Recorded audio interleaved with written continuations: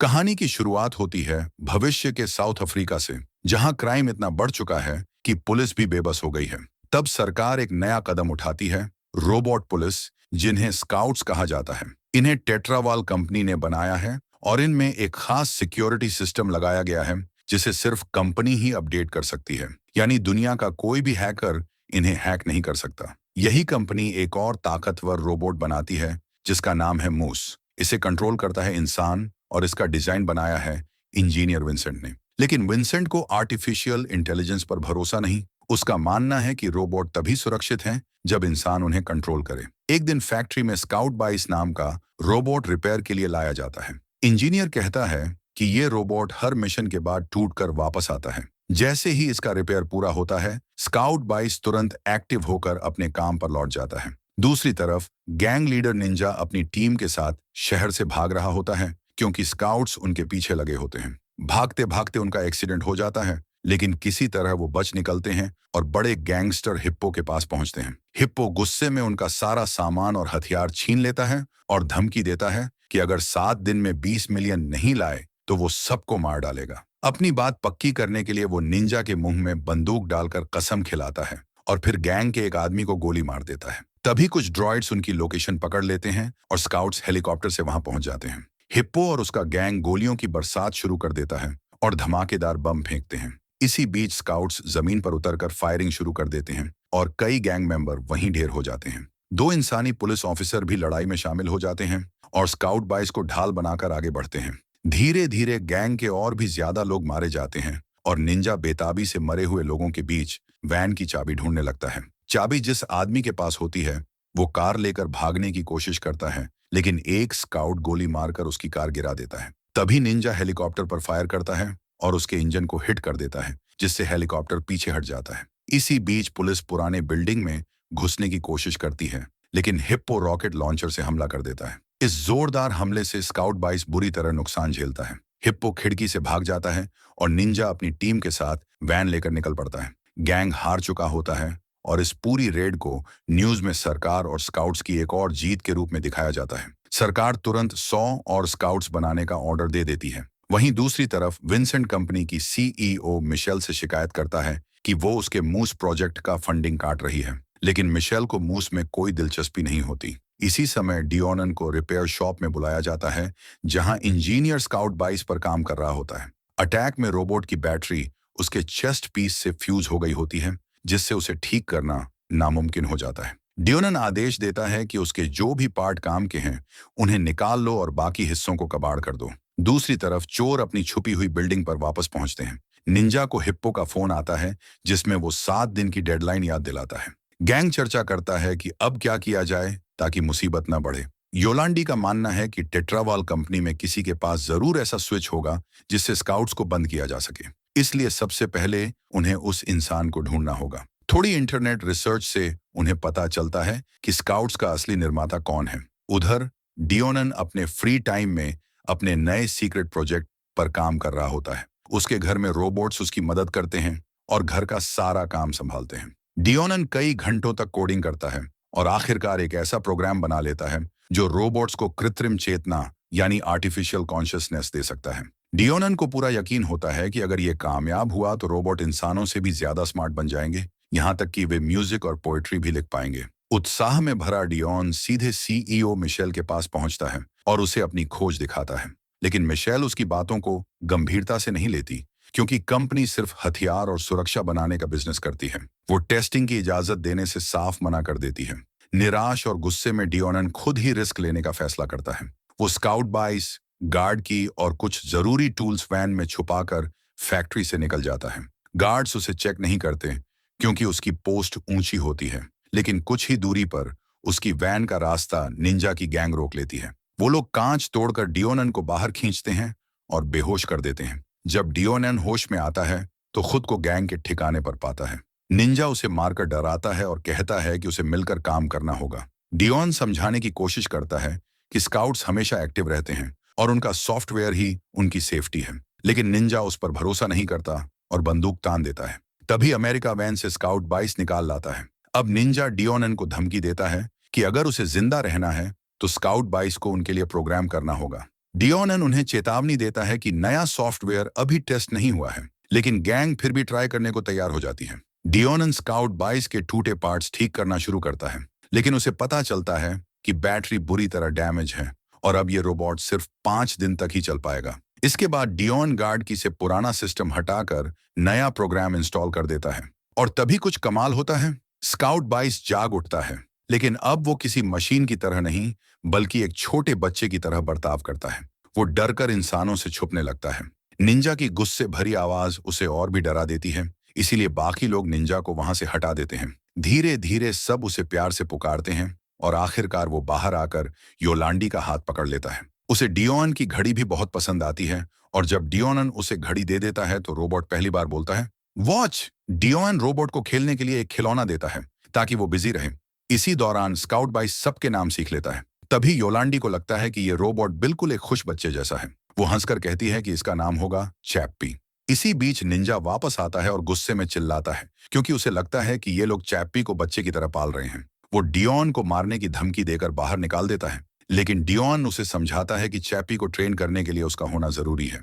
आखिरकार निंजा मान जाता है और डियोन को अगले दिन लौटने की इजाजत देता है। वहीं टेट्रावाल कंपनी में विंसेंट को पता चलता है कि गार्ड की गायब है। सिस्टम चेक करने पर उसे पता चलता है कि अब ये की स्काउट 22 यानी चैप्पी में इंस्टॉल हो चुकी है। अगली सुबह डियोनन ऑफिस में बच्चों के सीखने की प्रोसेस पर रिसर्च कर रहा होता है। उसके चेहरे पर चोटें देख विंसेंट उससे गार्ड की मांगता है, जो असल में चैप्पी के अंदर होती है। डियोनन साफ कह देता है कि प्रोटोकॉल के हिसाब से वो इसे शेयर नहीं कर सकता। गुस्से में विंसेंट डियोनन को टेबल पर धक्का देकर बंदूक निकाल लेता है, लेकिन डियोनन के मना करने पर तुरंत हंसकर कहता है कि वो तो बस मजाक कर रहा था। शाम को विंसेंट देखता है कि डियोनन रोज से अलग रास्ते पर जा रहा है। शक होने पर वो उसका पीछा करता है। दूसरी तरफ चैप्पी गैंग के ठिकाने पर हर चीज को छूकर सीख रहा होता है। तभी निंजा उसे न्यूज देखते हुए पकड़ लेता है और कहता है कि उसे उनके लिए काम करना चाहिए।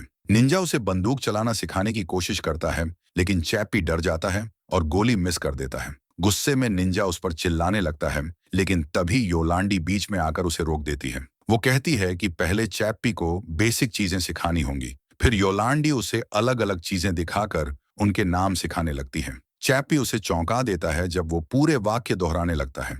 वो अमेरिका को उसके नाम से बुलाता है, लेकिन योलांडी को मम्मी कह देता है। अब अमेरिका भी चैप्पी को सिखाने लगता है, लेकिन वो उसे गालियां और धमकी वाले शब्द सिखाता है ताकि चैप्पी गैंगस्टर जैसा लगे। जब डियोनन वहां पहुंचता है तो चैप्पी की भाषा और हरकतें देखकर उसे बहुत दुख होता है। वो चैप्पी से वादा लेता है कि वो कभी कुछ गलत या गैर कानूनी काम नहीं करेगा। इसके बाद डियोनन उसे किताब पढ़ना और पेंटिंग जैसी एक्टिविटी सिखाता है ताकि उसका दिमाग तेज हो। तभी ये सब विंसेंट दूर से देख लेता है और उसे यकीन हो जाता है कि गार्ड की चैप्पी के अंदर है। वो चुपचाप वहां से निकल जाता है और अपने मन में नई साजिश बनाने लगता है। इधर चैप्पी पेंटिंग का अभ्यास करता है और कार की एक परफेक्ट ड्राइंग बनाकर सबको हैरान कर देता है। लेकिन तभी निंजा गुस्से में डियोन को जमीन पर गिरा देता है और मारने लगता है। वो तो बंदूक भी निकाल लेता है, लेकिन योलांडी बीच में आकर डियोन की जान बचा लेती है। डियोन वैन में बैठकर भाग जाता है। दूसरी तरफ निंजा और अमेरिका चैप्पी को तेजी से ट्रेन करने के लिए उसे एक गैंग के अड्डे पर छोड़ आते हैं। वहां गैंग वाले उस पर हमला करते हैं, लाठी, पाइप और यहाँ तक कि आग भी लगा देते हैं। लेकिन चैप्पी अपना वादा निभाता है और पलटकर कुछ नहीं करता, बस मौका मिलते ही भाग जाता है। रास्ते में चैप्पी थक कर बैठता है और एक कुत्ते को प्यार करता है। तभी विंसेंट और उसके लोग आकर उसे बंद कर देते हैं। होश आने पर विंसेंट उसका हाथ काट देता है और चाबी निकालकर कहता है, तू इंसान नहीं, बस तारों का ढेर है। लेकिन चैप्पी इस बार जोर लगाकर लड़ता है और ट्रक से कूदकर भाग निकलता है। गोलियों से टूटा फूटा चैप्पी बेस पर लौट आता है। योलांडी उसकी हालत देखकर निंजा पर गुस्सा करती है और तुरंत उसे संभालती है। अमेरिका नए पार्ट्स लगाकर चैप्पी को नया हाथ देता है। रात को योलांडी चैप्पी को किताब पढ़ाती है और समझाती है, तेरे अंदर एक आत्मा है और वही सबसे कीमती चीज है। अगले दिन डियोनन अपनी सुरक्षा के लिए एक बंदूक खरीदता है। दूसरी तरफ चैप्पी गुड़िया से खेल रहा होता है और उसे स्पेशल कहता है, जैसे योलांडी। तभी निंजा आता है, माफी मांगता है और खुद को उसका डैडी बताता है, लेकिन साथ ही चैप्पी से गुड़िया भी छीन लेता है। फिर निंजा उसे गैंगस्टर की तरह चलना सिखाता है और गुस्सा हो जाता है जब चैप्पी बंदूक चलाने से मना कर देता है। तभी अमेरिका बीच में आता है और चैप्पी को चाकू चलाना सिखाता है। झूठ बोलकर कहता है कि इससे लोग बस सो जाते हैं। भोले चैप्पी को बात सच लगती है और फिर वो शूरिकेन और नंचक भी सीख लेता है। इसके बाद गैंग उसे नया पेंट और ज्वेलरी देकर असली गैंगस्टर जैसा बना देता है। कुछ देर बाद निंजा उसे कार चोरी करने ले जाता है और झूठ बोलता है कि सामने वाला आदमी चोर है। भोले चैप्पी गुस्से में कार तोड़ देता है, दरवाजा उखाड़ देता है और उस आदमी को उठाकर सड़क पर फेंक देता है। निंजा और अमेरिका उसे डांटते हैं और कहते हैं, सिर्फ गन पकड़ो, चलानी नहीं है। फिर घंटों तक चैप्पी कारें चुराता है और लोग उसे देखकर डर कर भाग जाते हैं। दूसरी तरफ वो लोग एक पुरानी बिल्डिंग पहुंचते हैं जहां गैंगस्टर डॉग फाइट देख रहे होते हैं। चैप्पी को देखकर सब डर कर भाग जाते हैं और निंजा उसे बाहर खड़ा कर देता है। चुराई हुई कारों के पैसों से निंजा और अमेरिका हथियार खरीदते हैं। वहीं चैप्पी उदास हो जाता है जब उसे एक मरा हुआ कुत्ता और दूसरा पिंजरे में बंद मिलता है। निंजा लौट कर आता है और कहता है, जिंदगी इन कुत्तों जैसी है, या तो मर जाओ या लड़कर जीना सीखो। चैप्पी सोचता है कि वो अमर है क्योंकि वो एक रोबोट है, लेकिन निंजा उसे सच्चाई बताता है कि उसकी बैटरी बहुत जल्द खत्म हो जाएगी। नया पावर सोर्स लाने के लिए उन्हें एक बड़ा डाका डालना होगा। चैप्पी मौत से डरता है, इसलिए मदद करने के लिए तैयार हो जाता है। शाम को जब वो बेस लौटते हैं तो डियोन पहले से मौजूद होता है। वो देखकर हैरान रह जाता है कि चैप्पी अब पूरा गैंगस्टर बन चुका है। लेकिन चैप्पी अब अपने क्रिएटर की इज्जत नहीं करता, क्योंकि उसे लगता है कि डियोनन ने जानबूझकर उसे छोटी जिंदगी दी, जो उसके लिए बहुत क्रूर है। दूसरी तरफ टेट्रावॉल की लैब में विंसेंट चुपके से गार्ड की का इस्तेमाल करता है और जेनेसिस नाम का खतरनाक फर्मवेयर सारे स्काउट्स में डाल देता है। ये अपडेट तुरंत पूरे देश के रोबोट्स को बंद कर देता है। जगह जगह हादसे होने लगते हैं, अपराधी जेल से भाग जाते हैं और पूरी सिटी में हाहाकार मच जाता है। इसी गड़बड़ में चैप्पी भी गिर पड़ता है। डियोनन उसे बचाने की कोशिश करता है, लेकिन तभी निंजा आ जाता है और गुस्से में उसे दोष देने लगता है। हालात बिगड़ते हैं और डियोनन अपनी बंदूक निकालकर निंजा को पीछे हटाता है। फिर चैप्पी को वैन में डालकर कंपनी की तरफ निकल पड़ता है। उधर हिप्पो को भी खबर मिलती है कि सारे स्काउट्स बंद हो गए हैं। वो ऐलान करता है, अब ये शहर मेरा है, और वाकई अपराधी खुलेआम सड़कों पर तबाही मचाने लगते हैं। आखिरी बचा हुआ स्काउट भी उनके सामने गिरता है और गुंडे उसे आग के हवाले कर देते हैं। पुलिस ऑफिस में इंसानी पुलिस वाले खुद हथियार उठाने की तैयारी करते हैं, लेकिन उनके पास असली अनुभव नहीं होता। दूसरी तरफ लैब में विंसेंट टीवी पर खबरें देखकर खुश होता है कि उसका प्लान काम कर गया। सबूत मिटाने के लिए वो जेनेसिस को डिलीट करना शुरू करता है, लेकिन तभी डियोनन एक बेहोश चैप्पी के साथ लैब में आ जाता है। विंसेंट छिप जाता है और डियोनन कंप्यूटर से चैप्पी को जोड़कर मालवेयर का वार्निंग देखता है। फिलहाल वो उसे क्वारंटीन करता है और पूरी तवज्जो सिर्फ चैप्पी को दोबारा चलाने पर लगाता है। लेकिन दूसरी स्क्रीन पर डिलीशन फेल हो चुका होता है। जब कुछ सेकंड बाद चैप्पी फिर से जागता है और सबसे बड़ी बात, उसकी पर्सनैलिटी बिल्कुल सही रहती है। डियोनन उसे लेकर बाहर निकलने ही वाला होता है कि तभी चैप्पी को लैब में रखा मूस नाम का विशाल रोबोट दिखाई देता है। डियोन बताता है कि ये मशीन इंसान के दिमाग से चलती है, एक खास हेलमेट पहनकर। पास में पड़े अधूरे स्काउट मॉडल को देखकर चैप्पी कहता है कि यही उसका नया शरीर होना चाहिए। लेकिन डियोन समझाता है कि चैप्पी सिर्फ डेटा नहीं है, उसके पास असली कॉन्शियसनेस है जिसे ऐसे ट्रांसफर करना नामुमकिन है। ये सारी बातें विंसेंट छिपकर सुन लेता है। गुस्से में चैप्पी डियोन पर भड़क जाता है और कह देता है कि वो उससे नफरत करता है। फिर मूस का हेलमेट चुराकर अकेले भाग जाता है। इधर पुलिस कंपनी बिल्डिंग को घेर लेती है और विंसेंट जल्दबाजी में अपना कंप्यूटर बंद कर निकल जाता है, लेकिन गार्ड की वहीं भूल जाता है। बाद में डियोनन सीईओ मिशेल से मिलता है। मिशेल उसे सख्त आदेश देती है कि इस गड़बड़ को तुरंत संभालो, वरना बड़ी मुसीबत होगी। दूसरी तरफ विंसेंट उसे मना लेता है कि मूस को इस्तेमाल करने का यही सही मौका है, लेकिन मिशेल साफ इनकार कर देती है। उधर गैंग के बेस में चैप्पी हेलमेट का टेस्ट करता है। पहले योलांडी पर ट्राई करता है और वो बिल्कुल ठीक काम करता है। फिर चैप्पी खुद अपनी चेतना को ट्रांसफर करने की कोशिश करता है, लेकिन कई बार फेल हो जाता है। आखिरकार वो सारे वीडियो गेम कंसोल्स को जोड़कर कंप्यूटर की पावर बढ़ाता है और इस बार उसका एसेंस स्क्रीन पर दिखाई देता है। अब चैप्पी को सिर्फ पैसों की जरूरत है ताकि उसे नया शरीर मिल सके। इसके लिए वो और गैंग एक बड़ा डाका डालने निकलते हैं। हाईवे पर एक आर्मर्ड ट्रक को रोककर चैप्पी चाकू से गार्ड्स पर हमला करता है, ये सोचकर कि वो उन्हें सिर्फ सुला रहा है। फिर कार का दरवाजा बम से उड़ाया जाता है और चैप्पी बाकी गार्ड्स को बाहर फेंककर सारा पैसा निकाल लेता है। ऊपर से हेलीकॉप्टर में बैठे रिपोर्टर्स इस पूरी वारदात को लाइव रिकॉर्ड कर लेते हैं। जब चैप्पी देखता है कि एक गार्ड मरने की हालत में है, सो नहीं रहा जैसा उसे सिखाया गया था, लेकिन इससे पहले कि वो सच समझ पाए, गैंग उसे वैन में खींचकर ले जाती है। दूसरी तरफ टेट्रावॉल ऑफिस में डियोन सिस्टम चेक करता है और पता चलता है कि जेनेसिस दरअसल विंसेंट के कंप्यूटर से डाली गई थी। वो सच सबके सामने लाने ही वाला होता है कि अचानक टीवी पर न्यूज चलती है जिसमें चैप्पी को चोरी और लोगों को मारते दिखाया जाता है। गुस्से और मायूसी में डियोनन वहां से निकल जाता है। तभी चालाक विंसेंट मिशेल को जाकर कहता है कि ये सब डियोनन ने किया है, उसी ने जेनेसिस अपलोड की और वही चैप्पी को सेंटिएंट रोबोट बनाया है। सबूत के तौर पर वो न्यूज दिखाता है। मिशेल तुरंत ग्रीन सिग्नल दे देती है। अब मूस को एक्टिवेट करने का वक्त है। विंसेंट हेलमेट पहनकर मूस से कनेक्ट होता है और उसे चैप्पी पर भेज देता है। इधर खबर सुनकर हिप्पो भी पागल हो जाता है और कहता है वो रोबोट मैं लूंगा। गैंग के बेस पर चैप्पी खुश होता है कि अब उसके पास नया शरीर खरीदने के लिए पैसा है। लेकिन निंजा सच्चाई बताता है, ये सब झूठ था, कोई नया बॉडी नहीं है। चैप्पी गुस्से में निंजा को पकड़कर जमीन पर पटक देता है। तभी डियोन वहां आता है और सबको चेतावनी देता है कि बहुत बड़ा खतरा आने वाला है। वो चैप्पी को एक खास हथियार दिखाता है जो सिर्फ रोबोट्स को नुकसान पहुंचा सकता है। अचानक हिप्पो और उसके गुंडे वहां धावा बोलते हैं। गोलियों की बौछार शुरू हो जाती है, लेकिन कुछ ही सेकंड में असली खतरा आ जाता है। मूस। विंसेंट मूस को कंट्रोल करके पहले अमेरिका को कुचलवाता है। निंजा गोलियां चलाता है लेकिन मूस पर कोई असर नहीं होता। वो भागकर छिप जाता है। मूस फ्लेम थ्रोवर निकालता है और आग बरसाने लगता है। हिप्पो और उसकी पूरी गैंग भी फायरिंग करती है, लेकिन विंसेंट मूस को उड़ाकर ऊपर ले जाता है और क्लस्टर बम गिरा देता है। धमाकों में पूरी गैंग खत्म हो जाती है। बस हिप्पो बचता है क्योंकि वो पाइप में छिप जाता है। निंजा पैसों के चक्कर में पागल हो जाता है और नोट समेटने दौड़ता है। तब योलांडी उसे खींचकर छिपाती है। तभी मूस डियोन पर हमला करने बढ़ता है, लेकिन बीच में चैप्पी कूद कर आ जाता है।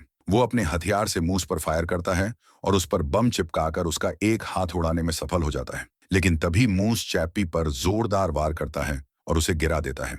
हिप्पो छिपने से बाहर आता है और वो और निंजा मिलकर मूस पर गोलियां चलाने लगते हैं। उसी बीच चैप्पी योलांडी को लेकर दीवार तोड़कर अंदर भाग जाता है। गोलियों की वजह से मूस का कैमरा खराब हो जाता है, तो विंसेंट उसे आग से दूर ले जाकर ठीक करने की कोशिश करता है। दूसरी तरफ डियोन वैन लेकर भागने की कोशिश करता है, लेकिन रास्ते में हिप्पो उसे रोक लेता है। निंजा मदद करता है, लेकिन तब तक हिप्पो डियोन को गोली मार देता है। गुस्से से भरे निंजा फावड़ा उठाकर हिप्पो का सिर कुचल देता है।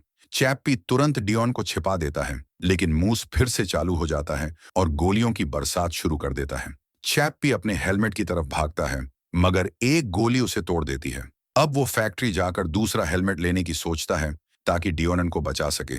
निंजा उसे कहता है कि वो योलांडी को लेकर भाग जाए और खुद मूस को रोकने का जिम्मा लेता है। लेकिन तभी मूस निंजा पर हमला करने वाला होता है कि योलांडी वैन से बाहर निकलती है और खास हथियार से मूस पर गोली चला देती है। विंसेंट तुरंत मूस को कंट्रोल करता है और योलांडी पर फायर करवा देता है। चैप्पी की आंखों के सामने उसकी मां गिर जाती है। गुस्से और दर्द में डूबा चैप्पी आखिरकार बटन दबा देता है और मूस को हमेशा के लिए उड़ा देता है। इसके बाद चैप्पी घायल डियोनन को लेकर टेट्रावॉल पहुंचता है, जहां विंसेंट भागने की कोशिश करता है। चैप्पी उसे पकड़ लेता है, उसका हाथ तोड़ता है और ऑफिस में पटक पटक कर अधमरा कर देता है। लेकिन आखिरी में चैप्पी उसे माफ कर देता है और वहां से निकल जाता है। पुलिस बिल्डिंग को घेर लेती है। तब चैप्पी डियोनन को लैब ले जाकर हेलमेट से उसकी आत्मा को एक नए रोबोट शरीर में डाल देता है। अब डियोनन भी हमेशा के लिए जिंदा हो जाता है। दोनों मिलकर चैप्पी की आत्मा को भी नए शरीर में डालते हैं। अब वो दोनों फिर से खड़े हो जाते हैं, इंसानों जैसे, लेकिन रोबोट शरीर में। फिल्म के अंत में चैप्पी और निंजा योलांडी का अंतिम संस्कार करते हैं। तभी चैप्पी को वो यूएसबी मिलता है जिसमें योलांडी की आत्मा सेव थी। वो फैक्ट्री हैक करता है और एक सुंदर महिला रोबोट बनवाकर उसमें योलांडी की आत्मा डाल देता है। और इस तरह इंसानों और मशीनों के बीच की ये जंग एक नए परिवार और नए प्यार की शुरुआत में बदल जाती है।